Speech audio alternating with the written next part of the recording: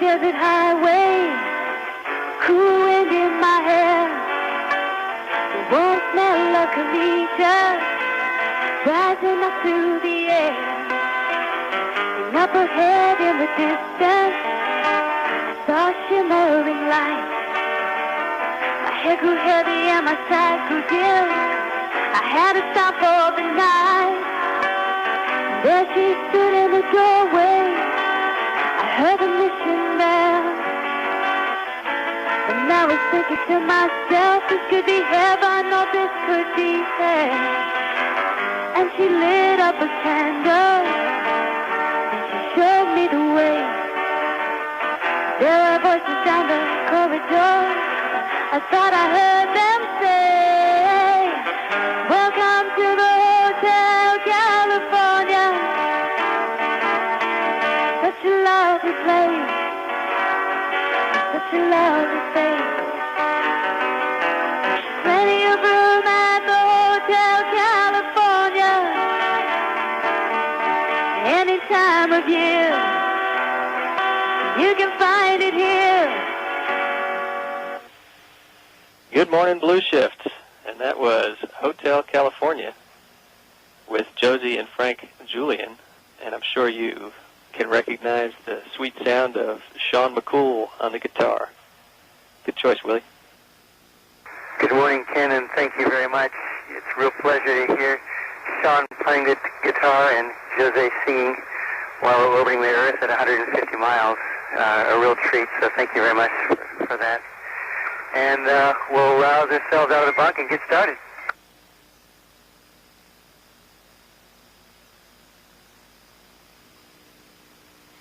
Commander, I noticed from your bio that your hometown is Spokane, Washington. You graduated from Cheney High School, just outside of Spokane. It turns out I myself am from another college town just a few miles away from you there in Pullman, Washington. I wonder if you could share with us what led you from the wheat fields of eastern Washington to the space program. Well, I guess that starts with what took me to the wheat fields of Washington. My father was in the Air Force, and so we were stationed at Fairchild Air Force Base in Spokane, Washington, and so that's how I got to Spokane. Of course, with my dad being in the Air Force, I was always around airplanes and everything, and it just caught my interest at an early age, and I knew from very early on that I wanted to fly, and the best flying you can do is in space. Now, as payload commander, what is your role on this mission, and what are some of your duties? Well, if you look behind us, you'll see some of the experiments we have on board. Right now, we're inside our space laboratory, and we call our experiments payloads, and my job is to help keep all these experiments running. Most of the work actually happens on the ground before the flight, when it comes to training the crew and working with the experimenters to prepare their payloads for flight to make sure that their experiments will do exactly what we want them to do on orbit. Once we get up there, it's my job, along with the other crew members, to run the experiments and keep everything going real smoothly. And what are some of the experiments that you have with you? Wow, we've got about 80 major experiments on board this flight. It really covers everything. We cover the life sciences, the earth sciences, space science, and the physical sciences. One of the more interesting experiments we have on board is the combustion module. If you look up behind us here, this huge rack is all about combustion physics. And with combustion physics, what we're trying to do is to really understand flames, trying to learn how to make flames more efficient so that we can get better gas mileage out of our cars, trying to make them cleaner so that there's less pollution. And we're also trying to make them safer so that when we work around flames, both in our homes and at work, it's a much safer environment. Along with that, we have a lot of great biological experiments on board where we're studying everything from prostate cancer to bone loss. So a lot of good things on board this flight. And why is it important that these types of experiments be conducted in space?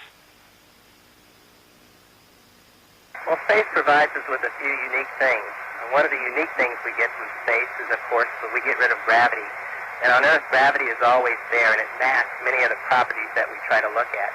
For example, with combustion, when we burn things on Earth, because of heat, air rises, and we get a very turbulent flow, and it's very difficult to look deep inside the flames and understand what's going on. When we get up here in space and we take away gravity, we don't get that turbulent flow caused by convection. In other words, we just get a nice, somewhat round flame, and we're able to look inside and really study the combustion process. Sort of slows the combustion process down. For example, growing these cancer cells, as we try to grow them on Earth, they're very fragile. Because of the Earth's gravity, they'll actually kind of grow really flat. Get up here in space to get rid of that gravity, you can grow nice three-dimensional tumors, very much like the tumors that would grow inside your body. Makes it much more usable when we're trying to study cancer and other things like that. So to what extent do you hope your presence there inspires other young people to pursue this sort of career? Well, I really hope it does inspire people to really pursue whatever their dreams are. You know, we make it a point to get out and go to schools and talk to kids all the time, and when I do that, I really try to let them know what it was like for me when I was a kid growing up and how I had this dream of one day becoming an astronaut. And that really, if you work hard and you're always persistent, you can really make those dreams come true. So I always try to give that message to the kids when I talk to them. Okay, and with the 1 minute I have left, do any of your other crew members care to touch on any of the subjects we've talked about so far?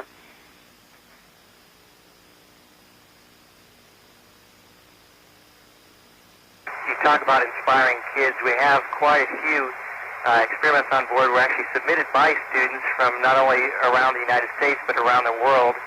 Behind us is an experiment called Stars Boots with silkworms from China, orb weaver spiders from Australia, cryptogardens from Israel. Goodness, we have a payload that's mounted in back of the payload bay that has experiments from 11 different schools around the United States. So I think just the ability to carry experiments on board with us is an inspiration for students. What is your role in this particular mission? I know this is your first space shuttle. Well, I guess as a first-time flyer, the first thing that happened to me was I was pretty darn excited to get up here. But what they're really paying me to do is to work back there in the laboratory module. We just heard from Mike, who's the payload commander, so he's the boss. And we've got a suite of, again, over 80 experiments. The first day we got to orbit and we set up the module, and then about 2 full weeks of work here. And we're not only running the experiments, but we're also the experimental subjects on the human physiology test. And now, can you just talk a little bit specifically about what some of those experiments are and how they'll help us back down here on Earth when you guys get back? Well, we've got a whole suite of experiments, but some of the ones that deal with physiology, human physiology, deal with calcium metabolism, and that's very important to people on Earth, particularly because of the problem of osteoporosis or thinning of people's bones. And that's something that all of us are at risk for, but especially women. As it turns out, as astronauts, we will have a very accelerated form of osteoporosis for the 2 weeks that we're up here.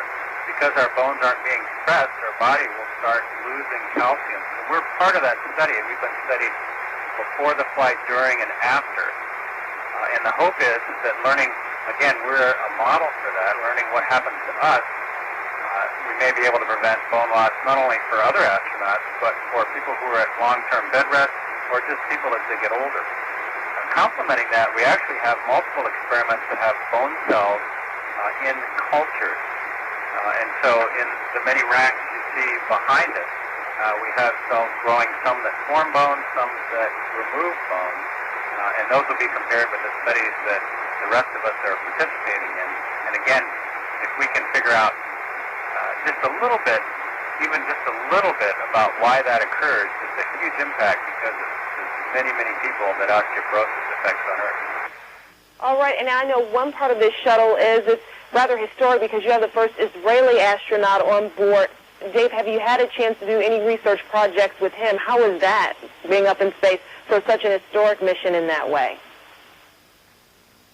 Well, we know Elon primarily as a person, and so when you ask about him, our response will be to him just as he is as a crewmate, and he's top.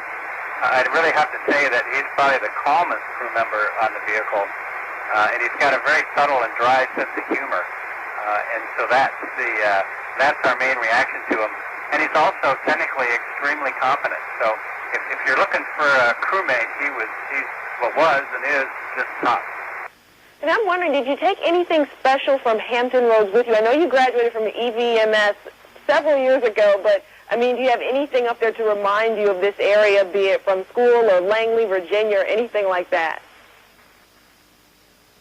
Well, I've spent, almost 8 years in Tidewater. I went to college up the road in Williamsburg and then medical school in Norfolk. So I have a banner from Eastern Virginia Medical School and also a banner from William & Mary, actually from the gymnastics team, which I participated in when I was in college. So I've got 2 things from the area.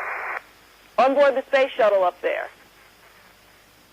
That's correct. On board the space shuttle, going 17,500 miles an hour with us and everything else up here. And now, while we have a couple minutes left, I want to talk to a couple other your crew members there just about how the mission is going and what you guys plan to do. I know you'll be up there until February 1st. Just what all you plan to do for the next week or so. We're planning to do a lot of the same things. The experiments that we have on board, for the most part, run from the duration of the mission, from the point when we activated them as soon as we got on orbit, all the way up through the day prior to deorbit when we'll deactivate them. There are a few experiments that are shorter duration, and basically we put those sorts of experiments to bed by sticking them in freezers behind us.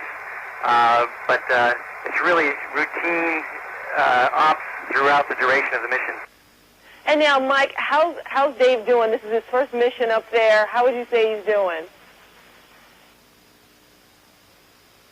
Well, since I have to spend the next 7 days with him up here, I guess I should tell you he's doing really well. I couldn't ask for a better crewmate. In reality, Dave is an excellent astronaut, and his medical skills have really been useful for us. He's doing a great job. Commander McCool, we've been hearing about San Diegans who have done well in sports because of the Super Bowl. It's nice to see someone who has reached heights in another business. Well, I'm proud to be a San Diegoite. I was born there in 1961 and lived there for the first 9 years of my life. So I have many fond early memories of the San Diego area, especially the San Diego Zoo. You're with Captain Dave Brown, who's the mission specialist, and Michael Anderson, Lieutenant Colonel from the Air Force. All 3 of you are in the military, clearly have ended up in a different part of the military. From any one of the 3 of you or all of you, how do you feel as you watch those who came up with you in the service as they prepare for what may be a very real war here on Earth?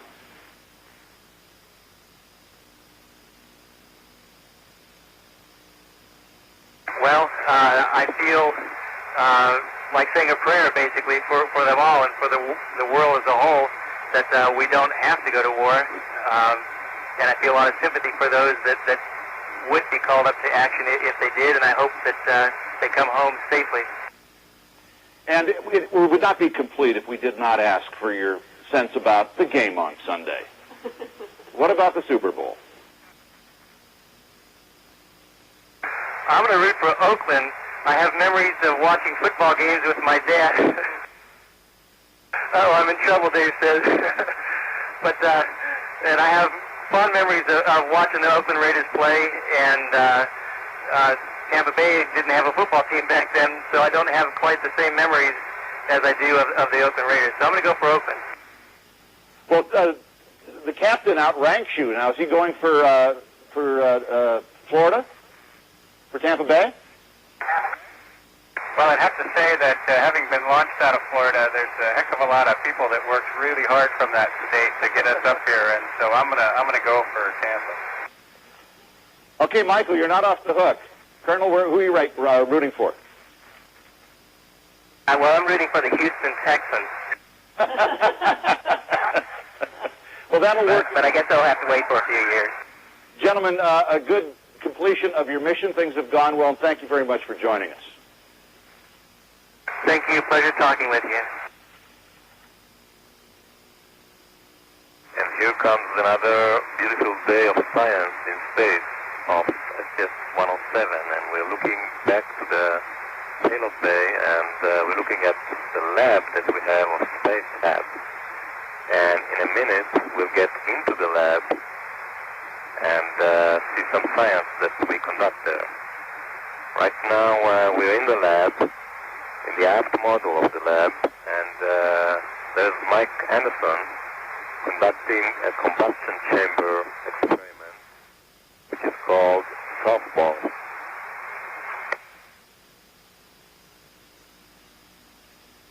In 1944, a Russian mathematician came to a conclusion that flames in zero gravity, should have a ball shape. Later on, a follow-up, Professor Paul Roney from the University of South California discovered flames. And we're looking at Mike here, ignites 3 ball flames ball, and here is a close look of the balls of flames in space in our monitor.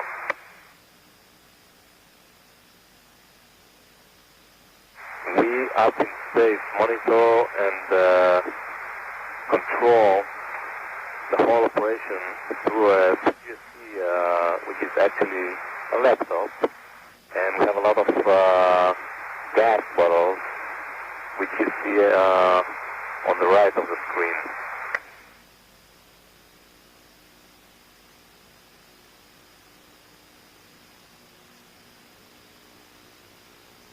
And now here's Casey looking out the window and discovered that she's looking actually at the Gulf of Eden on the tip there. And now we are looking at Dave Brown in his studio. We, the 107 crew, have to thank very much Dave Brown for his magnificent work of the video and photo of our whole mission. And he's working like crazy to get everything documented. And hopefully you'll be able to see and watch a lot of it.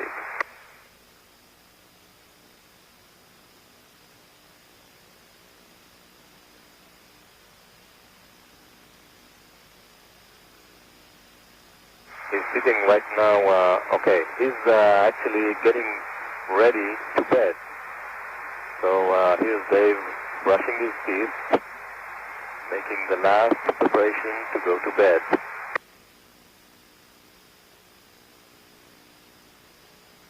And here's the toothpaste floating there.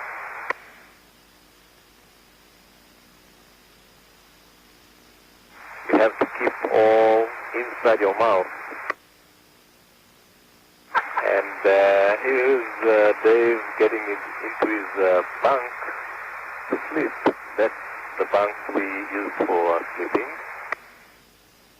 We have sleeping bags inside, and bye-bye Dave, good night.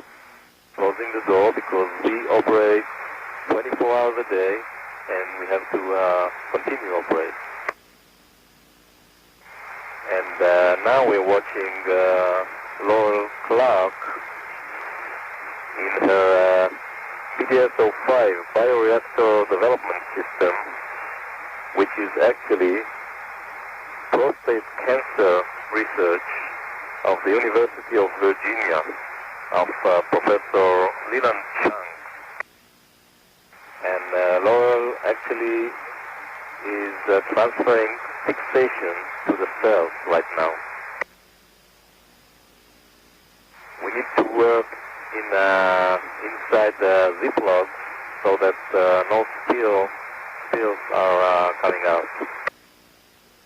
And this is the actual bioreactor. It's a little bit hard to see, but the cancer cells are growing inside there in a zero-G environment.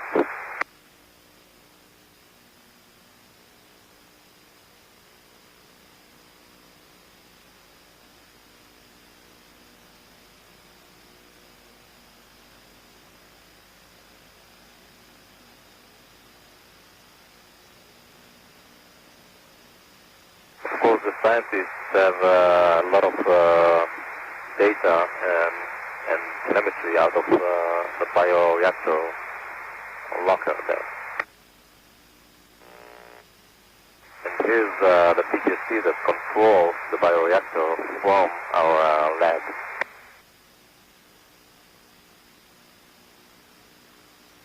And here is Ilan Ramon from Israel conducting the STAR experiment, which is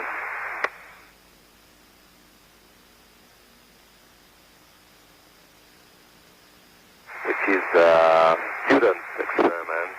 In a second, you'll see the experiment module.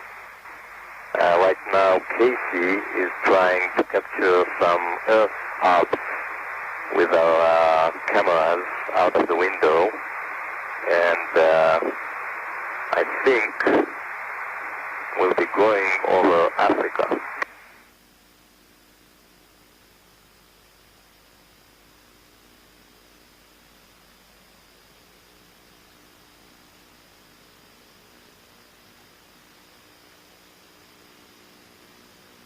And here's the back side of the orbiter, looking at Africa, at the Ghana Desert, and here in a minute we'll come to Lake Chad.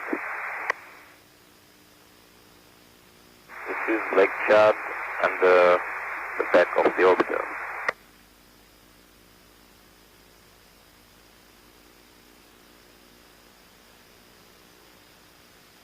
And back to the START experiment. This is a student educational experiment, and here we're looking at silkworms, and it's hard to see, but we have one that hatched actually, and it's a butterfly there, and the silkworms are from China. On this experiment we have actually 6 experiments. The silkworms come from China. We have a medaka fish from Japan. We have bees from Liechtenstein. We have the chemical garden from Israel. And we have spiders from Australia. And we have a space biosphere from the US. It's a great educational experiment. And it influences and inspires students all over the world. Here I'm trying to capture some of the web of the spiders from Australia.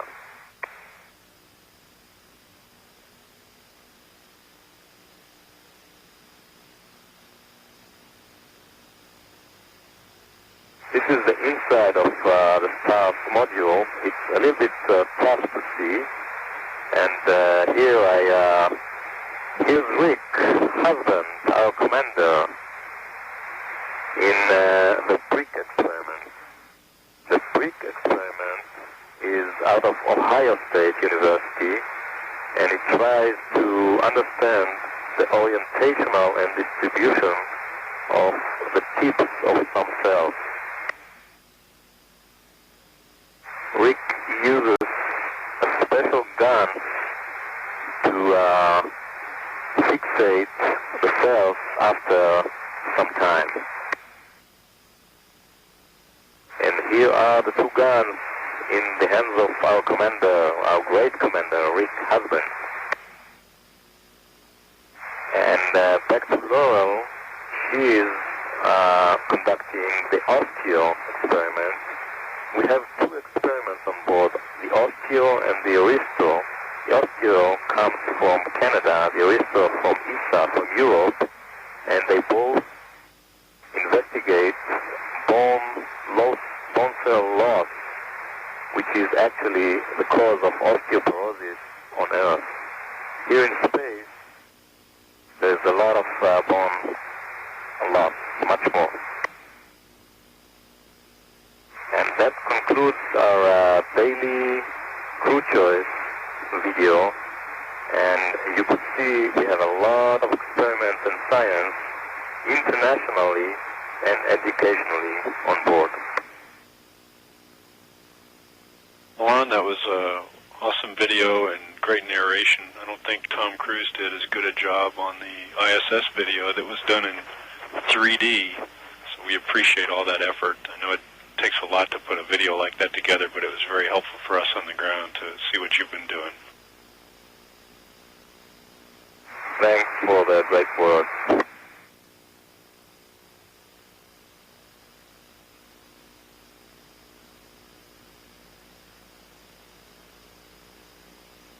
Columbia just crossing the U.S. East Coast. The spacecraft is about 168 statute miles above the Outer Banks of North Carolina.